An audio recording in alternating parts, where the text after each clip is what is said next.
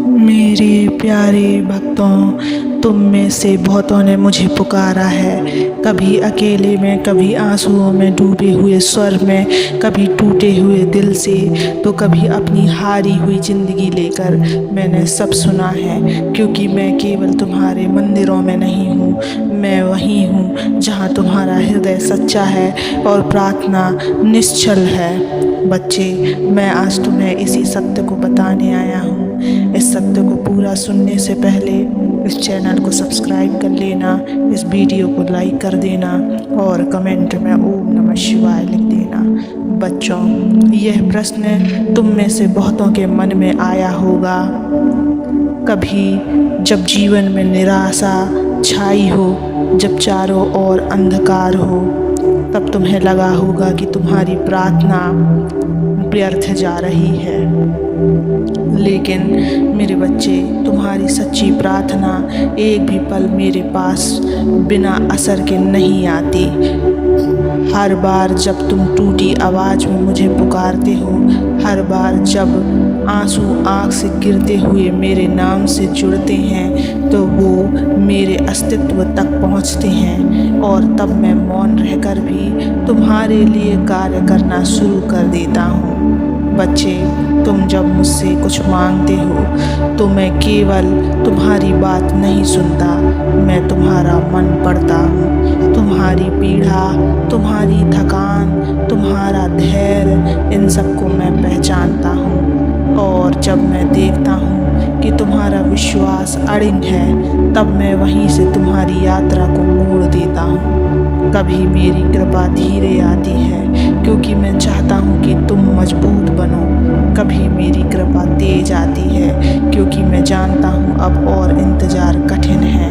वो प्रार्थना जो मौन में होती है, वो मेरे हृदय तक पहले पहुँचती है। मेरे प्रिय, जिन्होंने सच्चे मन से कभी कहा, हे भोलेनाथ मैं थक गया हूँ, अब सब आपको सौंपता हूँ, उनके लिए मैंने आकाश भी झुका दिया।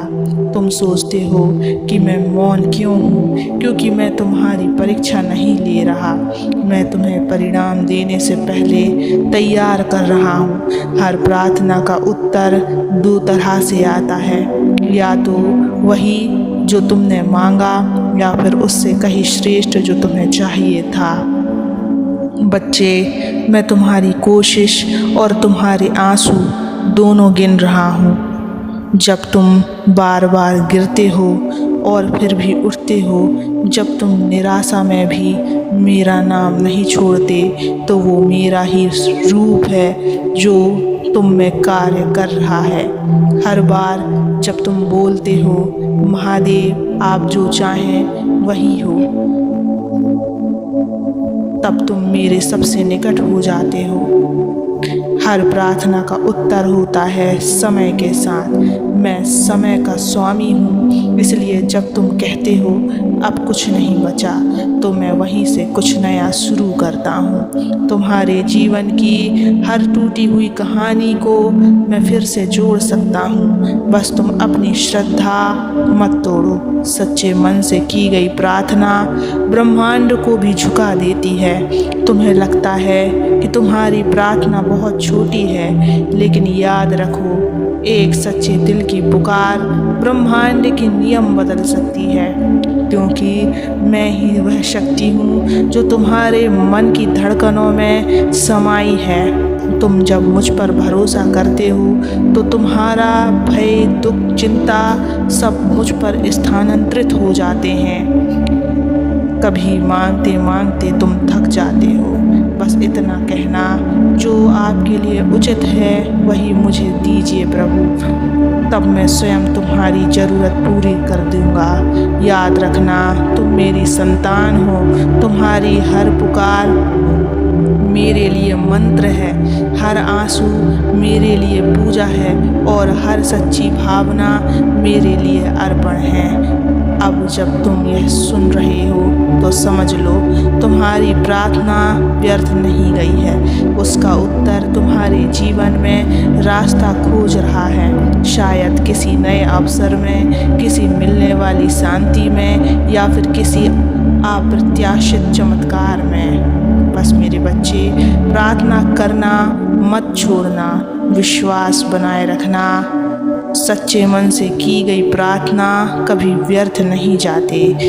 प्रिय भक्त, तुम जो आज भी डटे हुए हो, तुम जो हिम्मत हारने के बाद भी उठ खड़े हुए हो, तुम्हारे धैर्य की परीक्षा अब समाप्त होने वाली है। मैं जानता हूँ कभी कभी प्रार्थना करते करते मन थक जाता है, लगता है कि कुछ बदलेगा ही नहीं, पर क्या तुमने देखा है, रात का सबसे अंधेरा हिस्सा सुबह से ठीक पहले आता है। ठीक वैसे ही जब तुम्हारा मन सबसे अधिक टूटा हो तो समझ लेना मैं सबसे करीब हूँ। तुम्हारे आंसू केवल दुख का चिन्ह नहीं है, वो विश्वास का प्रमाण भी है। तुम जब रोते हुए कहते हो, हे भोलेनाथ मैं थक गया हूँ, तो मेरे दिल में कंपन होता है। मैं वहीं से तुम्हारे जीवन के पथ को मोड़ देता हूँ। मैं हर उस बच्चे के साथ खड़ा हूँ जो भीतर से टूटा है पर मेरा नाम नहीं भूला। जो मेरे नाम से जुड़ा है उसका भाग्य मैं लिखता हूँ। बहुत बार तुम सोचते हो मेरे जीवन में इतना संघर्ष क्यों है। उत्तर है क्योंकि मैं तुम्हें सामान्य नहीं असाधारण बनाना चाहता हूँ। मैं तुम्हें उन ऊंचाइयों पर ले जाना चाहता हूँ जहाँ केवल वे पहुँचते हैं जिनका मन विश्वास से भरा होता है। और याद रखना, जो मेरा होता है उसे कोई भी छीन नहीं सकता, ना दुख, ना लोग, ना समय। तुम जो हर दिन थोड़ा थोड़ा लड़ते हो अपने आप से, दुनिया से, परिस्थितियों से, तुम धीरे धीरे एक नई आत्मा में बदल रहे हो। तुम्हारा मन अब और गहराइयों से चीज़ों को समझता है। तुम्हारी आत्मा अब पहले से अधिक विनम्र हो गई है और यही तो मेरा चमत्कार है। मैं तुम्हें भीतर से बदल रहा हूँ। जब सब दरवाजे बंद हो जाएं, तब एक शिव का द्वार खुलता है। सच मानो, तुम्हारी हर असफलता के पीछे मैं तुम्हारे लिए सफलता की दिशा में मार्ग बना रहा हूँ। और जब सही समय आता है, मैं सब कुछ एक ही क्षण में बदल देता हूँ। वो धन जो खो गया था, वो लोग जो छोड़कर चले गए, वो सम्मान जो मिट गया था, सब लौटता है मेरी कृपा से। मेरे नाम का स्मरण तुम्हारी प्रार्थना की कुंजी है बच्चे। कभी शब्दों में आवश्यकता नहीं होती, कभी कभी बस ओम नमः शिवाय कहना ही पर्याप्त है। ये मंत्र नहीं, ये आत्मा और ईश्वर के बीच की सीधी डोर है। तुम जहाँ भी हो, जिस हाल में भी हो, मुझे पुकारो, मैं वहाँ हूँ। अब समर्पण का समय है मेरे बच्चे। अब तुम मुझ पर विश्वास करो। जो तुम्हारे बस में नहीं है उसे मेरे हाथों में सौंप दो। तुम्हारा डर, तुम्हारी चिंता, तुम्हारा आक्रोश, इन सब का भार तुम क्यों उठाते हो। कह दो, हे शिव, अब सब आपको सौंपता हूँ। और फिर देखो कैसे तुम्हारा जीवन शांति और चमत्कारों से भर जाता है। बच्चों, अगर तुमने एक बार भी सच्चे मन से मुझे पुकारा है तो तुम्हारी प्रार्थना का उत्तर निश्चित है। शायद आज नहीं पर कल जरूर, और जब आएगा तो वो केवल उत्तर नहीं बल्कि तुम्हारी पूरी जिंदगी का वरदान होगा। इसलिए मत डरो, मत टूटो, मत थको। तुम्हारा भगवान तुम्हारे साथ है। सच्चे मन से की गई प्रार्थना कभी व्यर्थ नहीं जाती। शिव का आशीर्वाद निश्चिंत है। ओम नमः शिवाय।